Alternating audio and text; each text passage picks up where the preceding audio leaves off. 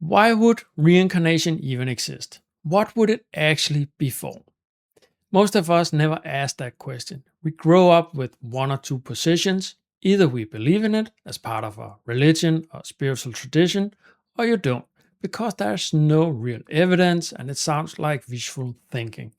For a lot of people raised in a materialistic world, the second is the default.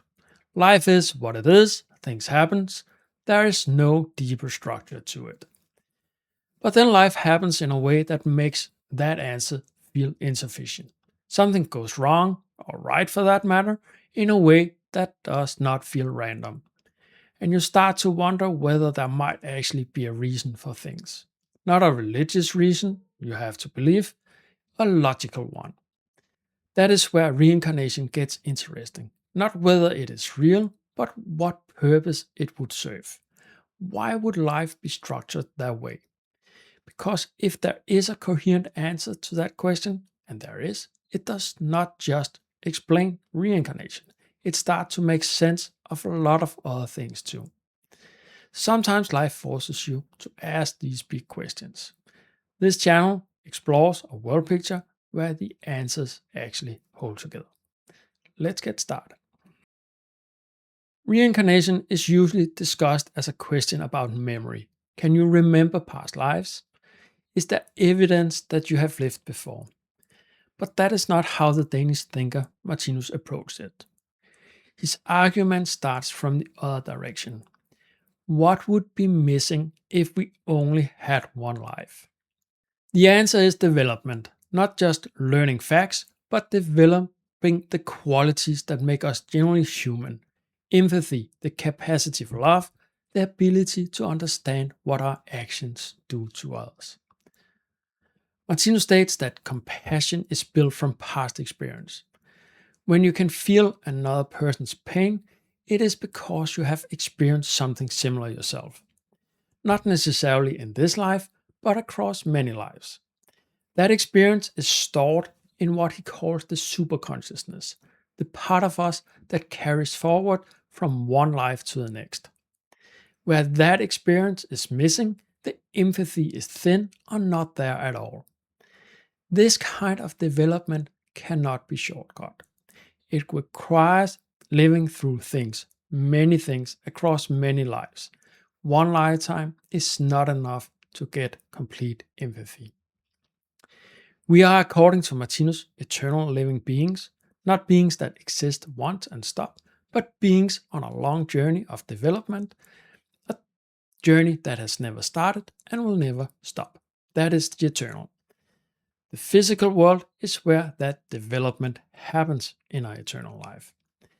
And so we return to life after life until we have developed what we need to move beyond the physical lives. So, what actually happens when the body gives out? Martinus describes the physical body as a tool. It is the instrument the living being uses to act and experience in the physical world. Like any tool, it wears out over time. And like any tool, when it's no longer functional, you can get a new one. This is one of the central points in his work. Martinus writes, no injury, wear and tear, or total destruction of the physical organism can be anything other than a certain temporary superficial phenomenon. The body breaks down, the being does not. What the being has built, the knowledge, the empathy, the capacity for love, carries forward.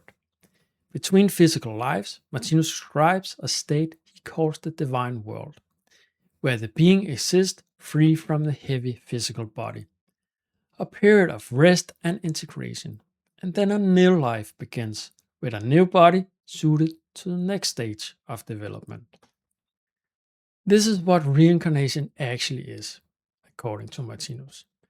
Not a claim about past life memories, not the soul passing into an animal or something like that. It is the mechanism by which consciousness grows across lifetimes, the way an eternal living being continues to develop in the only world where real development is possible, the physical one. This is also why karma makes sense.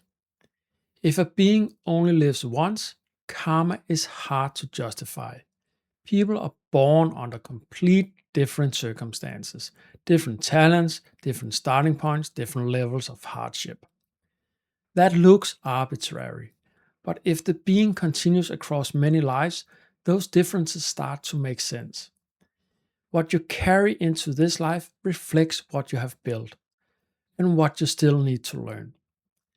But there's something deeper here about why development requires many lives at all. Martinus describes development as moving through a long arc, a spiral with two distinct halves. In the first half, the being becomes more and more invested in the material world, in self preservation, individual identity, getting and protecting. That is not a mistake, it is a necessity. The full experience of separation, of conflict, of what it means to put yourself first, that is what eventually makes the opposite meaningful. You cannot develop genuine love for others without having thoroughly lived through its absence. This is what Martinus calls the requirement of contrast. Without dark, light cannot be experienced. The structure of development requires both sides, and passing through both sides take many lifetimes. The spiral itself is a whole topic and one we'll come back to in future videos. So between physical life, Martinus describes the divine world, a state of rest and integration, freed from the heavy physical body. Then a new life begins, with a body suited to where the being now stands on that arc. Each return is the being picking up where it left off, not remembering the details, but carrying forward everything it has become.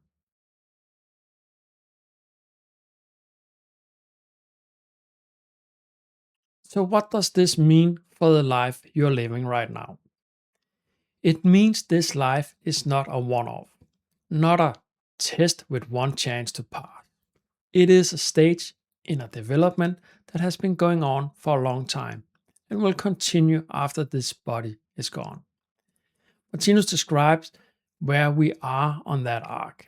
We are still partly in what he calls the animal kingdom, the part of us that reacts with anger, that wants to win, that protects itself at the expense of others. That is not a moral failure. It is where we are in the development. And alongside it, the real human kingdom is beginning to emerge. The capacity for genuine forgiveness, for caring about others, not because it benefits us, but because it simply is the right thing to do. That transition does not complete itself in a single lifetime, but each life moves it forward.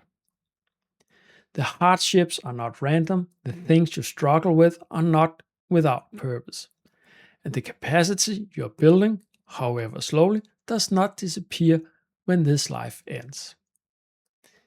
In the next video, we'll go into the question Martinus actually tries to answer, not just why reincarnation would make sense logically, but what actually suggests it is real.